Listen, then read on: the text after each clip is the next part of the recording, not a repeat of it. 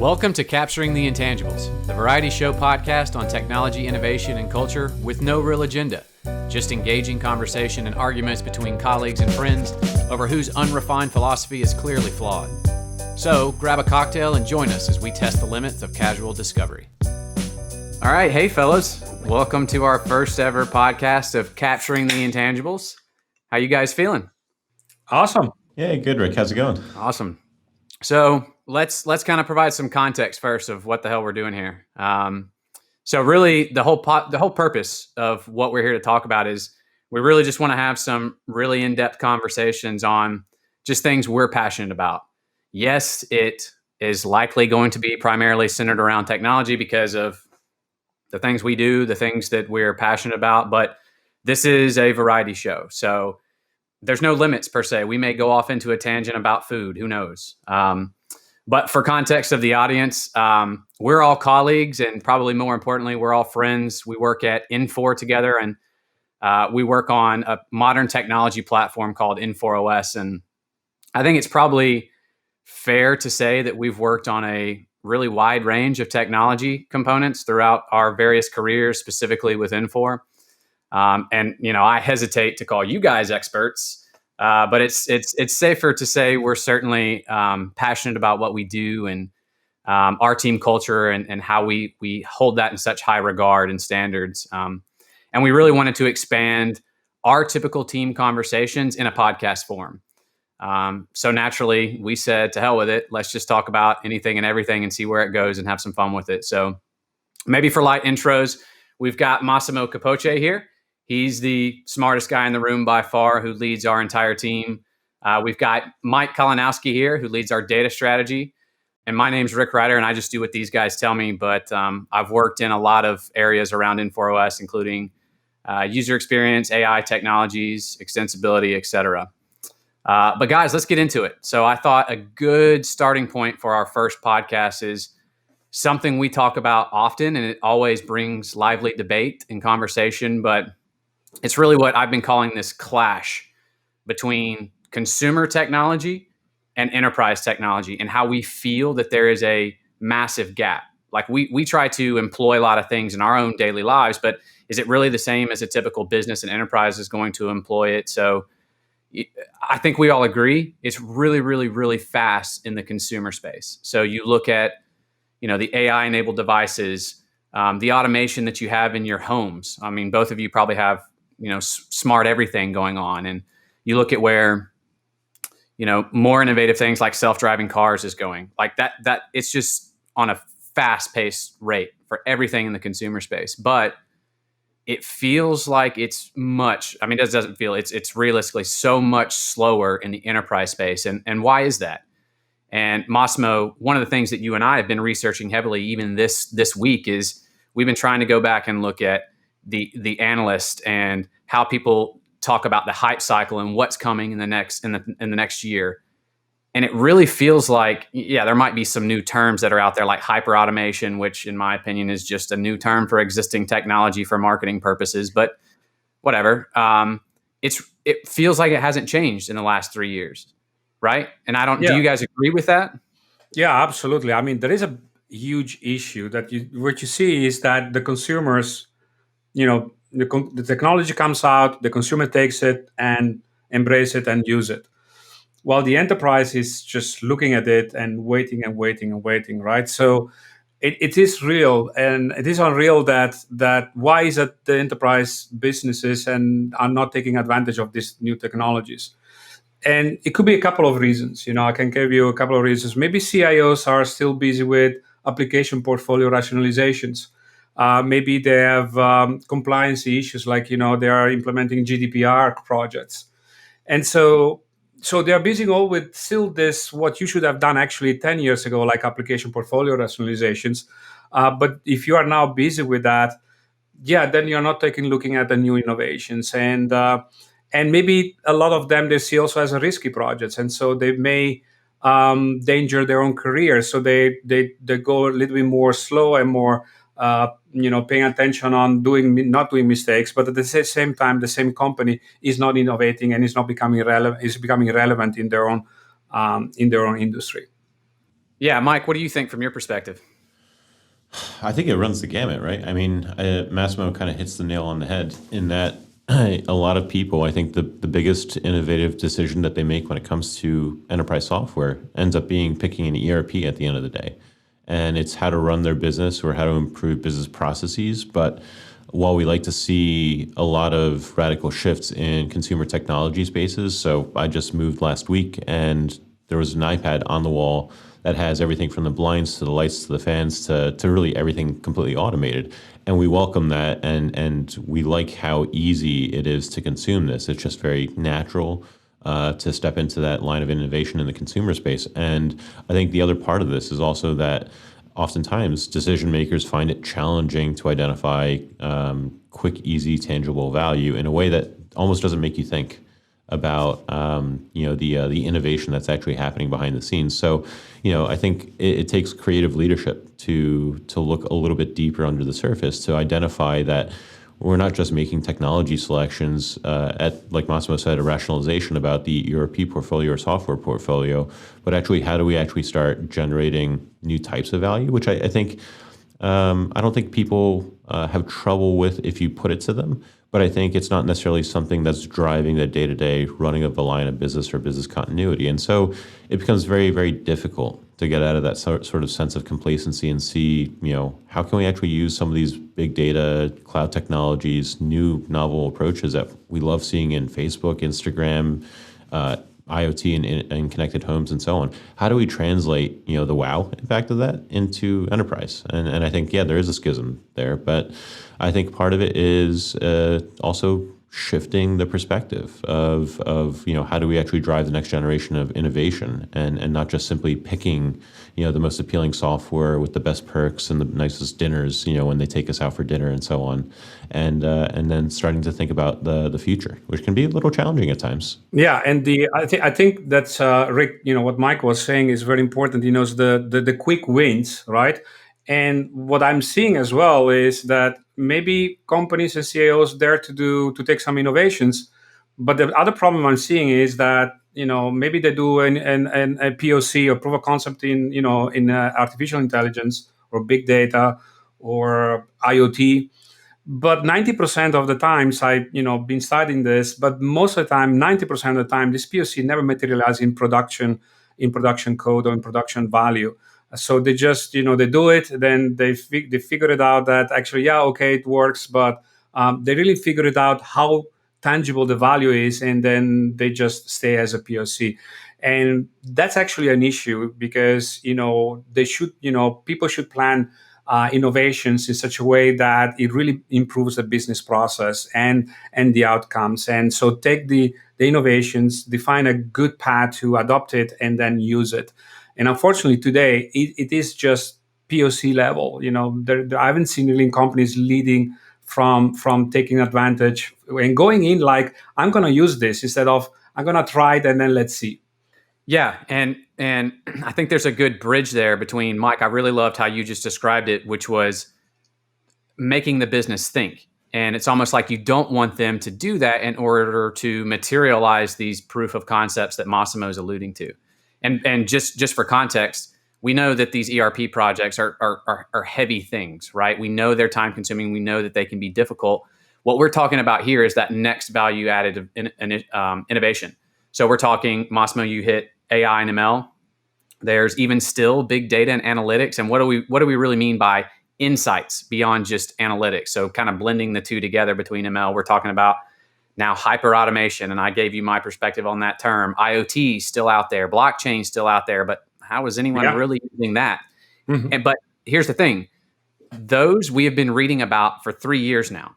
So it's either that they're tangibly not taking place or the benefits are not realized or they're just not being implemented correctly? Or is it just that we need these giant leaps that Massimo, I hear you talk all about, that you cite, these Guy Kawasaki videos and things that do we need those sort of giant leaps in the enterprise space in order to do that? What is going to be that next big step in order to get there? I don't know if we have the right answer, but I question: is it perhaps an evolving workforce and a generational component? Is compliance great example of how now we've got GDPR that a lot of people are worried about, and that's their business focus. But how do we make it to where we can innovate without causing the business to think too much? And that's why I love the way that you put it there, Mike. It's like, how do you get those quick wins? But at the same time, how do you avoid going into the pitfall of everything being a one-off project that I have to get sign off from finance? It's going to cost this amount of money. Once that's proven, or if that fails, it's going to impact the next project. How do you get to the point to where, I think one of the mantras that we like to take in our team is, how do we create, not build? And that's sort of how we're trying to get down that path. So, I mean, let's build on that from a company's perspective. So what type of companies in our experience have done something like this? Because there are examples out there. So what are the type of companies, or what are the qualities of those companies that are using or doing these sort of innovative projects today? Yeah, I'll let Mike later also. I think he has a lot of ideas as well. But I think, Too many. the company that are taking, using this, our company are open to change. They have the right skill set to do it, right? So that's very important. You have the right people to execute that, and they have a clear vision where they want to go. The giant leaps that you were talking about, why is it that the established car manufacturers didn't build an electric car? It had to be a different company to come out and build an electric car, right? And why is it BlackBerry didn't build a touch iPhone? It had to be another company doing that, right? And you can go on in these examples. And so instead of being that that you were gonna have someone else doing it, why can't you do it yourself? And you can do it yourself if you embrace the change, you use the technology, and you have the people to do that. Because most of the time, maybe the people that you have aren't the right people to execute this innovation, because they're just stuck in the past. And so you just have to evolve also your team to embrace this future. Otherwise, there's going to be another Tesla doing the work and not you, right? So that's what I'm seeing, really a big issue of the companies. And I think if they solve these three problems that I was talking about, I think they can really bring innovation. Yeah, so it's actually kind of interesting, the examples that you bring up, Massimo, because it's almost like, so BlackBerry for years was the pinnacle of innovation for connected communication. Keyboard on your mobile device, and that was the most effective way. Mike, I loved my BlackBerry. It was Right. so good. It was really a fantastic device. And to a certain degree, I mean, when BlackBerry came into the market, or RIM, right? It was RIM back then. They introduced this brand new crazy concept that Nokia wasn't doing, right? You still had the 0 to 9, TTYL touching and to text. But what was interesting was that they entered the market, completely blew it away, what it meant to be like mobily connected and on the go, and communicating with colleagues and other people that you care about. And they created this brand new space that just didn't exist. And so all of a sudden in that space, then you see that the market starts innovating within the boundaries of that new market area. But at a certain point, you kind of reach peak saturation of the amount of innovation that you can drive in there. And then all of a sudden, Apple comes in with an iPhone, which brand new, right? It's yet another new space that the industry has stepped into that no one's ever done before. And ever since then, the first thing that BlackBerry does is, well, number one, they say, that's pointless. What are you going to do without an actual keyboard? And then a year later, they released the BlackBerry Storm, which I was an adopter of, and I was very disappointed. But the point is that now the entire market starts driving towards this to basically fill in this space.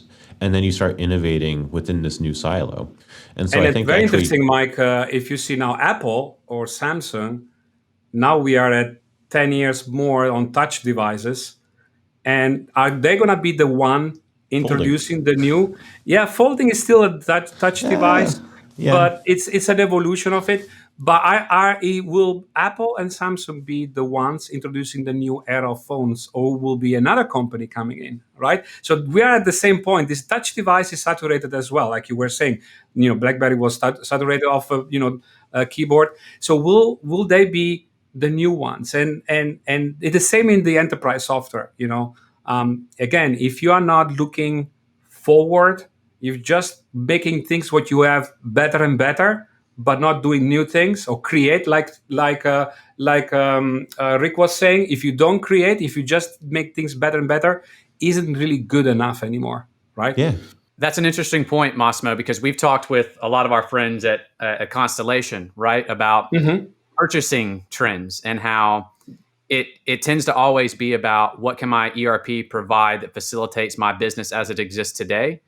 But the way the analysts describe it is you want to purchase from a vendor that is 10 years ahead, right? And that will Yep. continue to pull you through, because that's what you need to be looking for. You need to be looking for someone that's going to execute on a vision that's going to take you forward and be willing to invest and create those sort of giant leaps, which is fascinating to me. And I mean, that's certainly what we want to do. But one thing I want to come back to quickly, because by the way, that hardware discussion, I went from Razor straight to the first gen iPhone. Oh, And wow. now look at the Razor coming back. And is the Razor going to be the next? No, but of course my nostalgia kicks in. And I thought I was a world beater when I had a black Razor. I just thought it was the coolest thing on earth. But we'll have a podcast specific on hardware, because I know that we're all just adamantly passionate Just about that. sidekicks and razors and the old Motorola phones. Yeah, exactly. But Massimo, you said something earlier about skill set, right? I think that's so critical, because we've been having conversations about how do you mature that workforce to where their skill set isn't the same as it was 5 years ago, and technology plays such a huge role in that. Because when we talk about this, best way to describe it is maybe tentativeness for companies to invest and push the envelope. It comes back to creating that culture of discovery. In order to have that sort of culture of discovery, you have to have a workforce willing to go off and do all these things, expand their skill set. But then doesn't it come back to the technology itself too? How do we create that facilitation of experimentation, right? And maybe that's a jumbled word mess, but we want people to experiment. And I think the way a lot of technology exists today is it's built for builders. You have to go grab here, you have to go grab here, you have to make these things work to death. It's very developer centric, and thus you bring and you highlight the differences and the disconnectedness between business and IT, and to merge that together. I think you have to create that culture and have this sort of experimentation to where everything's not just one project, right? I mean, what are your thoughts on that sort of just how do you create that culture of discovery? Yeah, so I think it comes from the top, first of all. So you have to have an innovative CIO, CEO, where he or she is the really sponsor for this innovation and allows the experimentations and the creation of a product. Back then, I was talking about Apple, but I do buy an iPhone because I know that this company is going to give me the possibility to buy something very new product that they will create. I buy into the future, like you will say, right, Yeah. Rick? So I buy Apple because I know I'm going to buy into something of the future and not something that is slightly better. It changes the business model. It Exactly. completely changes your business model. It's Exactly. not about the raw goods. It's not about the materials. It's not about even the services I provide. It's about how my business will evolve based on how I'm looking at things like my technology and specifically my data, because my data is going to tell me so many things about how I can push myself forward, and thus my consumers are going to reap those benefits as well. So it's a differentiating factor from all these businesses that no matter what, as we continue to grow as a society, every business is going to get more and more commoditized. We know that. The differentiation is in your historical patterns of your data and all these things, and it's always going to be a first to market mover. And the way you do that is through your technology. So and the experimentation needs to be agile, to have new skill sets, and the executive team behind that needs to be open to that, right? If the executive team is just only metric based, heavy process oriented, bureaucratical, for a $500,000 you need thousands of documents for approval and for investment picture. It is not going to happen. People that wants to do that very quickly because the idea is there, and from an idea to something you have to be very quickly. Otherwise there's going to be like a Tesla doing on the side and you're going to be out of market, right?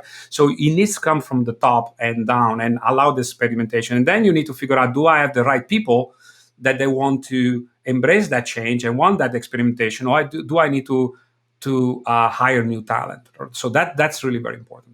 By the way, that's also to your earlier point, Rick. as a counterpoint actually to Apple, and this is not to take sides or be a fanboy or anything like that, but if you check, Hacker News or Ars Technica, it might be a vocal minority, but as a counterpoint, a lot of people are taking issue with future building with inside of the Google ecosystem because they are just taking all these products, putting them out there as betas, and 2-3 years later, they're just saying, we're out. And so they have that new Google Stadia platform. They have the new Pixels that are coming out. They have Nest as a product line as well.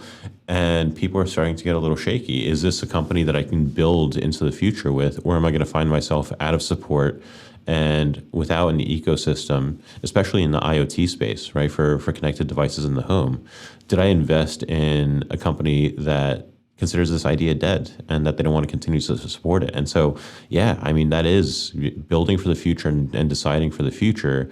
That is a direct example of now how people are getting a little gun shy on making a vendor decision sometimes because, they're demonstrating that they are not pivoting or building for that future, or that they're developing confidence or instilling confidence within you that they're going to continue to develop that. That's a very good point, Mike, because that vendor decision on deciding on which technologies to purchase comes also with the POC that was saying maybe you want to do an IoT POC, you just select a vendor, or you do ML or AI, you do select another vendor, and you do big data, you select another vendor, and then well, point to point, you may have a POC and be successful, but at the same time, you find out that the value is when all these technologies are really wired together, and then they bring a lot of value. So when you have an more integrated platform, you have more value by day one than that you have to do all together, right? So the IoT space, I always have the tagline "sensor to boardrooms." So a lot of IoT projects and IoT vendors will come in and says, well, let me connect this device. They measure the temperature, and then they say, well, the temperature is in 90 degree Fahrenheit. Okay, yeah. What does that mean for my business, right? So how can a reading impact a business? And that is where a POC never answered that question. That's why I call it sensor to boardrooms. And if it is 90 degree, how can you predict that next day is going to be something else which you're going to have a problem about it? So you see, it doesn't these POCs that we're talking about point to point with point to point technologies are not going to work because at the end, you are not planning for improving your business process and your business operations. Yeah, you're not planning for a culture. That's what we're talking about. And I think cultures, guys, we talk about this way too much sometimes, but it's going to be a topic that we're going to bring other people on and talk about, consistently, right? And I do think that when you talk about maybe IoT is the question, but I want to move on to the answer. I want to move on to the next piece is that, what do we think is the next thing, right? What is that we feel like is going to finally start to take off in the enterprise space, right? So we're talking a lot about kind of theory on how to create these cultures, but what's going to be that catalyst? What's going to be that jumping off point? I think we all agree, we have our own views on something like traditional RPA. Is that a technology solution for the business? I would argue no, it's a short-term value for something that you should be looking future for, because what you're looking for is consistent and self-healing automation. That's what you're really looking for. So it's almost like a Band-Aid, but you need something that's going to take you through that life cycle. But just for the audience, what is it that's that one thing that you think is going to take off in, say, the next year, 2 years? Because right now it looks like the last 3-4 years it's been about the same things. But what's going to be that next thing, right? Yeah, absolutely. And I think that there is a cultural and a big shift going on, and it will be happening. That people probably realize that they don't own applications or devices, but they own data, right? So that shift hasn't been happening yet. People think about, let's collect all the data in some place, and they are they're already doing in one way or the other, or better, or more efficient or not. But they are doing that. But they still haven't figured out that they own data and their business is into the data and not really in the applications, or owning application or running an applications. So once they figure it out that data is their business and figuring out what to do with that data, they will really get into that next step, gigantic leap that we were talking about, that from a combustion car to an electric car like a Tesla. Once they figure out what to do, that is what's gonna happen, because a lot of people have a lot of data, but they do anything with that. They don't do anything with that. And that's really the differentiation. And I think people need to start to understand what to do with it. And the automation that you were talking about, Rick, that's another step to become a little bit more efficient. So it makes you a little bit better and better and better. But really understanding your data and your industry data and taking advantage of that. And I'm not talking about analytics, because that's an old use cases. So that's nobody's doing anything with that. You're not gonna move the needle with just analytics. It's just really analyzing and predicting what to do, and be the first one, then the last one. That's what you want to do, right? And that is what you can do with, if you analyze and take serious your data. It's not about the applications, it's about the data. Well, I think Massimo, Rick really just wants to talk about chatbots and the future of chatbots. So go ahead, Rick. Oh, okay. No, because Mike, for everyone here, Mike knows how much I hate the term chatbots. But hey, look, as a form of extensibility, it's really interesting, because I do think, whether you guys agree with it or not, I don't know. I think the overall user experience for how do we interact with all these different systems, to me, now granted, I've worked in this sort of innovative technology middleware type space with you guys for a long time now, but I just see it as, why in the world do I have to operate on this web browser to do my work, or why do I have to be on these archaic screens and have to navigate 10 times to get to this one process that I have to do in this form? Because my natural inclination is as an employee, I want to create a better way to do that.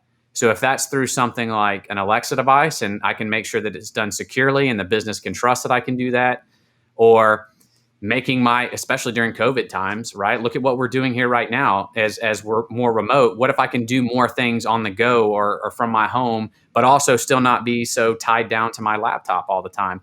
I think we're in a huge shift to where mobility isn't just this, right? Mobility is however I can access my business data and perform work, but in a manner in which I choose, not necessarily in a manner in which the application has defined it to be done, right? So I think that's kind of the next frontier that we're going to start seeing dramatic shifts pretty quickly. Yeah, so I totally 100% agree. It's actually pretty interesting too, because like Massimo's point about like the data being so important, I actually don't think enough people recognize this. Like, you can swap vendors any day of the week. Maybe it's not that easy, but the thing is, it's just a data migration. You're moving that data, and that's what's important. You're not trying to replicate the screens from one vendor to another. What's important to you as a company is your data. And if we even look to the consumer space, and not to bang on or bring up Apple or Google as the center of every argument here, but if you look at what's important to Google, it's their data capture, and Absolutely. it's their line of AdSense revenue. And so everything that they invest in from a product feature perspective is to complement and deliver more value in capturing more data and providing more opportunities to better identify demographics to show more ads. It's a bit, I don't want to say dystopian, maybe a bit reductionist, right? They do provide value in other ways, but otherwise their core line of business is really data. And I think companies actually have to start thinking about their own companies in the same way, that Absolutely. their IP is not in the login screens that they're logging into. It's in the data. And then what can you actually do with that to create new types of value, like Rick, you're saying, which is, we're shackled to browsers today, but why do I necessarily have to be limited to that? And why can't I use, Google Glasses or digital assistants or, conversational devices to actually execute a line of tasks? And then you start getting into, well, how does hyper automation actually bridge that gap? But all this is just layered and layered and layered on top of one another. And at the very bottom there, though, it's really data driving that. And that is the core IP from which you actually innovate on top of all of this. And I think... the Mike, it's a very good point, because the thing is that Rick opened up with, why is it the consumer world, much farther innovative than than the enterprise world. Well, let's figure it out that the consumer world has figured out that data is important, like you say. Yep. But you see what the point is. Hey, the enterprise business world didn't really figure it out. They think, oh, I can run a business process with some application and I make it a little bit better and better. But then you're running like we were running 10 years ago or 20 years ago. That's not different. Yeah, we have some new technologies, but at the essence, there is nothing different there, right? Yeah, And and so, let's not be mistaken too, because it's not just analytics. Again, it's not just the view into that data. It's how I can use that and prescribe yeah, things.